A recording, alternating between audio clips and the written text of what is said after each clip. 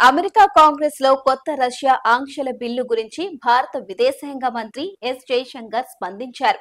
ఈ బిల్లును Republican senator Lindsay Graham ప్రవేశపెట్టారు.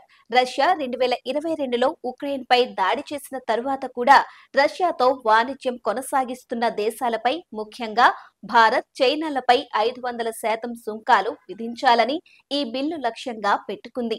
ఈ బిల్లు భారత్ పై ఎలాంటి ప్రభావం చూపవచ్చనే ప్రశ్నకు జైశంకర్ ఆ సమయం వచ్చినప్పుడు దానిని ఎదుర్కొంటామన్నారు. లిండ్సే గ్రాహం మాట్లాడుతూ ఈ బిల్లు రష్యా యుద్ధ ఆర్థిక వ్యవస్థను బలహీనపరచడం, రష్యా అధ్యక్షుడు వ్లాదిమిర్ పుతిన్ ను ఉక్రెయిన్తో చర్చలకు రప్పించడం లక్ష్యంగా ఉందన్నారు. ఈ బిల్లు రష్యా నుంచి ఉత్పత్తులు కొనుగోలు చేసే దేశాలపై 500% సుంకాలు విధిస్తుంది. ఈ క్రమంలో భారత్, చైనా వంటి దేశాలు పుతిన్ యుద్ధ కార్యకలాపాలకు సహాయపడతాయని వ్యాఖ్యానించారు. అయితే ఈ బిల్లును అమెరికా అధ్యక్షుడు ట్రంప్ ఆమోదించేలా వద్దా అనే నిర్ణయం తీసుకోనున్నారు.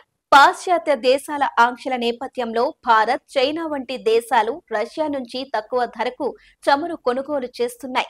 భారత్ ప్రపంచంలో 3వ అతిపెద్ద చమురు దిగుమతి, వినియోగ దేశంగా ఉంది. మధ్య ప్రాచ్యం నుంచి చమురు దిగుమతి చేసుకునే భారత్ 2022లో ఉక్రెయిన్పై రష్యా దాడి తరువాత రష్యా నుంచి చమురు కొనుగోళ్లు పెంచింది. రష్యా చమురు తక్కువ ధరకు లభ్యం కావడంతో భారత్ దిగుమతులు 1% నుంచి 40 నుంచి 44% పెరిగాయి. జూన్లో రష్యా నుంచి భారత్ రోజుకు 2 నుంచి 2.2 మిలియన్ బ్యారెల్స్ చమురు దిగుమతి చేసుకుంది. ఇది గత 2 ఏళ్లలో అత్యధికం. ఒకవేళ ఈ బిల్లు అమలులోకి వస్తే అమెరికాకు దిగుమతి అయ్యే భారత ఉత్పత్తులపై 500% సుంకాలు విధించే అవకాశం ఉంది. భారత్ ప్రస్తుతం అమెరికాతో వాణిజ్య ఒప్పందం కుదుర్చుకునే ప్రక్రియలో ఉంది. ఇది సుంకాలను గణనీయంగా తగ్గించనుంది. ఈ బిల్లు భారత్ పై ప్రభావం చూపితే దానిని పరిశీలిస్తామని జైశంకర్ వాషింగ్టన్లో అన్నారు. సమయం వచ్చినప్పుడు తగిన చర్యలు తీసుకుంటామని వెల్లడించారు.